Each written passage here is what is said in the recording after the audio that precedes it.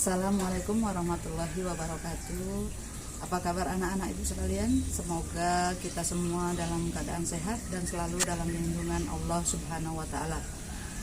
Untuk hari ini, materi yang akan ibu sampaikan adalah kelainan dan penyakit pada sistem reproduksi. Sebelumnya, kamu sudah menerima materi bagian-bagian alat reproduksi pada pria dan wanita dari Bapak Suito dan Ibu Nur Asia.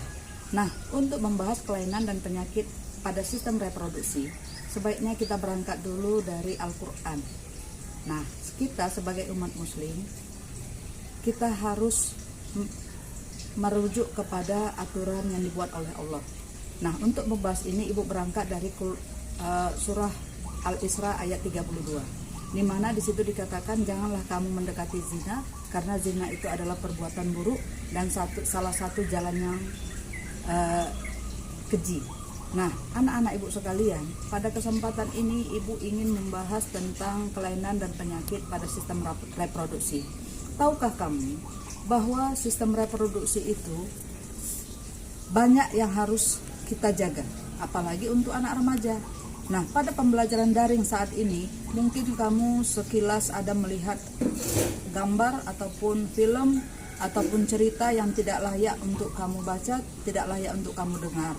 Nah, kamu sebagai anak remaja mungkin sudah muncul hasrat untuk ingin mencoba, karena itu adalah salah satu ciri-ciri anak remaja. Tetapi seperti yang dikatakan Allah tadi, janganlah kamu mendekati zina, karena itu adalah jalan yang keji dan buruk. Nah, anak-anak ibu sekalian, untuk penyakit pada sistem reproduksi itu umumnya disebabkan oleh mikroorganisme. Nah, jika kamu melakukan PMS, apa itu Bu PMS? PMS adalah penyakit menular seksual. Yang kayak mana Bu? Kenapa dia bisa menular? Karena penularannya melalui hubungan seksual. Nah, jika seseorang yang terkena penyakit PMS itu biasanya mengeluarkan cairan yang berwarna putih kekuning-kuningan, bahkan ada yang putih kehijau-hijauan yang keluar dari penis, dari vagina, bahkan dari dubur. Nah, penyakit-penyakit itu contohnya apa? Contohnya adalah sifilis, kencing nanah, raja singa, AIDS. Nah, misalnya AIDS. AIDS itu bisa menghilangkan kekebalan tubuh kita karena dia disebabkan oleh virus HIV. Nah, virus ini menyebabkan kita menjadi tidak punya kekebalan tubuh lagi. Misalnya orang menderita flu. Jika penderita AIDS menderita flu, maka dia merasakan penyakit itu sangat luar biasa. Karena apa? Karena kekebalan tubuhnya sudah terganggu. Nah, untuk membahas tentang kelainan dan penyakit pada manusia ini, kamu sebagai anak remaja pertama harus memahami apa saja yang harus menjadi aturan untuk menjaga sistem alat reproduksi itu. Yang pertama, jangan melakukan hubungan bebas. Yang kedua, menjaga kesehatan alat reproduksi itu. Yang ketiga, tidak melakukan pernikahan dini. Nah, untuk selanjutnya akan dibahas di YouTube yang akan Ibu share berikutnya. Oke? Dan silahkan kerjakan tugas kamu, kemudian kirim ke guru IPA masing-masing. Nah, untuk Ibu silahkan kirim tugasmu di Google Classroom. Sekian dulu dari Ibu. Wabillahi taufiq wal hidayah. Assalamualaikum warahmatullahi wabarakatuh.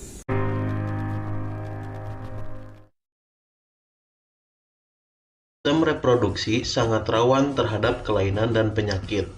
Berikut adalah beberapa kelainan dan penyakit yang dapat terjadi pada sistem reproduksi manusia. Yang pertama ada penyakit AIDS. Penyakit AIDS adalah penyakit yang disebabkan oleh HIV atau Human Immunodeficiency Virus yang menyerang sistem imunitas atau kekebalan tubuh penderita. Saat ini penyakit yang disebabkan oleh HIV lebih dikenal dengan istilah AIDS atau Acquired Immunodeficiency Syndrome.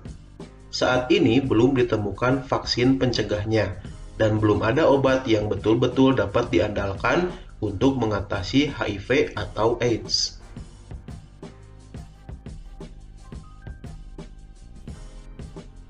HIV dapat ditularkan dari orang tua yang terinfeksi kepada anaknya. Kemudian melalui transfusi darah yang terinfeksi, ditularkan akibat gaya hidup yang tidak baik seperti pergaulan bebas dan menggunakan jarum suntik untuk obat terlarang seperti narkoba.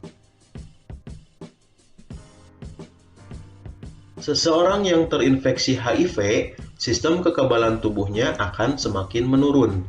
Dalam kurun waktu 5-7 tahun, penderita nampaknya seperti orang sehat, belum memperlihatkan gejala. Fase selanjutnya AIDS baru dapat terdiagnosis setelah kekebalan tubuh sangat berkurang dan timbul penyakit tertentu seperti TBC, pneumonia, herpes, saraf terganggu, dan lain-lain. Namun, tidak semua orang yang mengidap penyakit tadi pasti menderita AIDS.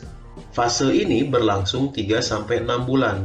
Untuk memastikan apakah seseorang positif AIDS atau tidak, harus dilakukan pemeriksaan banyaknya sel T, salah satu sel darah putih yang berperan dalam imunitas. Penyakit kedua ada gonore. Penyakit gonore disebabkan oleh bakteri Neisseria gonorrhoeae. Gejala penyakit ini adalah rasa sakit dan keluar nanah pada saat kencing pada laki-laki, serta keputihan berwarna kuning hijau pada perempuan. Penyakit ini dapat menyebabkan kebutaan pada bayi yang baru lahir. Penyakit ketiga ada sifilis atau raja singa. Sifilis adalah penyakit menular yang disebabkan oleh bakteri Treponema pallidum. Gejala awal penyakit ini adalah luka pada tempat masuknya bakteri ke dalam tubuh, biasanya pada daerah sekitar kelamin. Penyakit ini dapat menyebar dan menyerang organ-organ tubuh lainnya, kemudian menimbulkan kerusakan pada organ tersebut.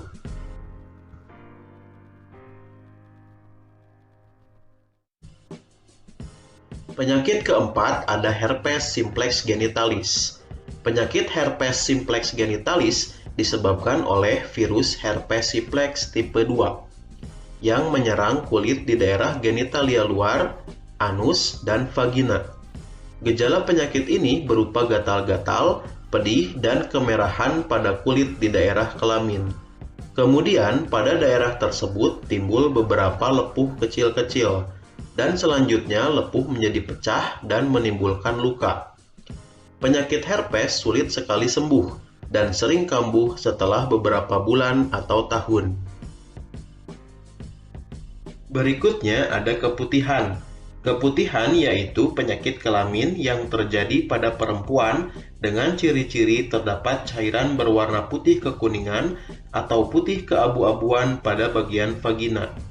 Cairan tersebut bersifat encer atau kental, berbau tidak sedap, dan dapat menyebabkan rasa gatal pada vagina. Penyakit ini dapat diakibatkan oleh infeksi jamur Candida albicans, bakteri, virus, dan parasit. Penyakit ini dapat terjadi apabila kebersihan bagian vagina dan sekitarnya kurang dijaga dengan baik. Penyakit selanjutnya ada epididymitis. Penyakit ini terjadi pada laki-laki. Epididymitis adalah peradangan pada saluran epididymis yang disebabkan oleh infeksi atau terkena penyakit menular seksual. Penyakit ini ditandai dengan rasa nyeri disertai pembengkakan pada salah satu testis. Salah satu penyebab terjadinya penyakit ini adalah pergaulan bebas. Masih banyak lagi kelainan dan penyakit pada sistem reproduksi manusia.